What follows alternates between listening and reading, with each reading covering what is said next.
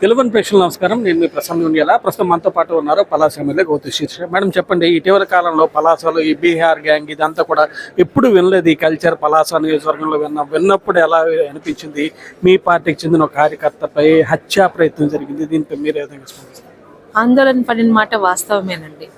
రాజకీయాలంటే ఒక 5 సంవత్సరాలు లేదా 10 సార్లు గెలిస్తే కొన్ని సంవత్సరాలు ప్రజలకు ఏదైనా మంచి చేయాలని రాజకీయాల్లోకి రావాలి. కానీ వచ్చినప్పటి నుంచి దోచుకుంటూ అడ్డొస్తే వాళ్ళకి ఇబ్బందులు పెడుతున్న మొదటి తరం రాజకీయాలు మొన్న 2019-24 మధ్య వైసీపీ పాలనలో చూసాం. శ్రీకాకుళంకి ఎలాంటి చరిత్ర ఉంది? ముఖ్యంగా మా పలాసాకు చూసుకుంటే గౌతు లచ్చన్న గారు, మజ్జి తులసిదాస్ గారు, గౌతు శివాజీ గారు, మధ్య నారాయణరావు గారు, మళ్ళీ జుత్తు జగన్నాయకులు గారు, వీళ్ళందరూ ఎన్నికల్లో గెలిచినంత వరకు మీదొక పార్టీ మాదో పార్టీ. గెలిచాక ఏదో ఒకటి వాళ్ళ లెవెల్లో వాళ్ళ తాలూకు అభివృద్ధి మార్కు చూపించారు. కానీ మొట్టమొదటిసారి అప్పలరాజు గారు వచ్చాక ఎలాంటి రాజకీయాలు జరిగాయో 10 సార్లు ఆయన గురించి మాట్లాడి నేను మా టైం వేస్ట్ చేసుకోగలను. అయితే నాగరాజు మీద హత్యా ప్రయత్నం మాత్రం ఒక్కసారి ఉలిక్కి పడ్డాం. ఎలాగ వెళ్తుంది పలాస, ఏంటి రాజకీయాలు? ఈరోజు వైసీపీ వాళ్ళు మాట్లాడుతున్నారు నాగరాజు ఆయన ఏరియాలోని మిగతా వాళ్ళకి ఇబ్బంది పెట్టాడని. ఒకవేళ మీరు అన్నట్టు ఇబ్బంది పెట్టిన మాట వాస్తవం అయితే చంపేస్తారా? మరి 5 సంవత్సరాలు అప్పలరాజు గారు నాతో సహా పలాసలో కార్యకర్త లెవెల్ నుంచి మండల స్థాయి నియోజకవర్గ ప్రతి ఒక్క నాయకుడికి వారి వ్యాపారాల మీద విజిలెన్స్ దాడులు, వాళ్ళ తాలూకు అవుట్ సోర్సింగ్ ఉద్యోగాలు తీసేసి కుటుంబాలను కూడా నాశనం చేశాడు. అలాంటి థాట్ ఎప్పుడూ రాలేదే మాకు. ఏదైనా మాటలతో ధీటుగా ఎన్నుకుందాం, లేదా మీరు చేసిన తప్పులు మేము బయట పెట్టాలి, లేదా మేమేమన్నా చేస్తే మీరు బయట పెట్టాలి, అలాంటి రాజకీయమే వెళ్ళింది. కానీ మొట్టమొదటిసారి పలాసలో, అందులో నేను ఎమ్మెల్యేగా మహిళా ఎమ్మెల్యేగా ఉన్నప్పుడు జరిగిన మాట చాలా ఇబ్బంది కలిగించింది. అయితే ఎమ్మెల్యేగా ఆయన మొదటి రోజే చెప్పాను, పలాసాని సేఫ్ పలాస, సేవ్ పలాస, పలాస ప్రశాంతతకి భంగం కానివ్వనని. ఈరోజు అప్పలరాజు తాలూకా నీచ చిల్లర కుట్ర రాజకీయాలు ఎలా ఉన్నాయంటే, పలాసలోని అలజడులు సృష్టించి శిరీష దాన్ని సరిగ్గా కంట్రోల్ చేయలేకపోతుందని ప్రజల్లో కానీ ఇటు జనాల్లో కానీ ఒక భావన తీసుకువెళ్ళడానికి ఇది జరిగిందని నేను ఊహిస్తున్నాను. ఎందుకంటే ఒక కార్యకర్తకి, మీరు అధికారంలో ఉండటంలో వైసీపీకి చెందిన ఒక కార్యకర్తకి మీ కూటమి పార్టీ అధికారంలో ఉన్న సమయంలో మీ పార్టీ వ్యక్తులపై హత్య చేసేంత ధైర్యం ఎక్కడి నుంచి వచ్చింది? ఆ వ్యక్తులు వెనక ఎవరైనా ఉన్నారని మీరు భావిస్తున్నారు?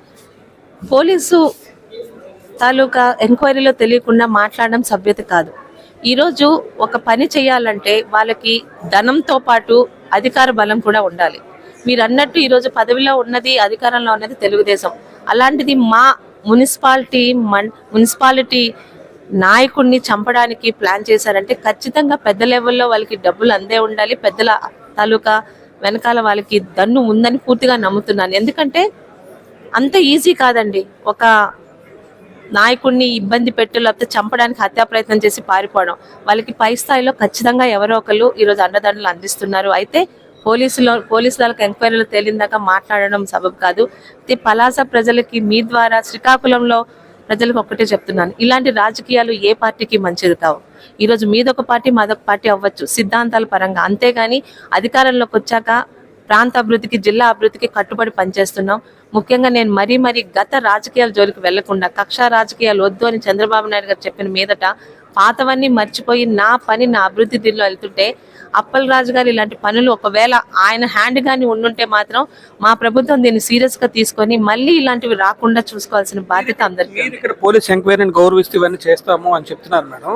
కానీ ఆ వైసీపీ కార్యకర్తలే పోలీసు విచారణ నేపథ్యంలో పోలీసులు వారిని తీసుకెళ్తే సీదిరప్పల స్టేషన్ దగ్గరకు వచ్చి నానా హంగామా చేసిన పరిస్థితి, తర్వాత ఇదంతా తెలిసి పూర్తిగా మ్యూట్ అయిపోయిన పరిస్థితి. దీనిపై విధంగా స్పందిస్తారు? అదే చెప్పాను కదండి, ఒక నీతి నియమంగల కుటుంబంలోంచి వచ్చిన వాళ్ళకి రాజకీయ విలువలు తెలిసిన వాళ్ళు అలా ప్రవర్తించరు.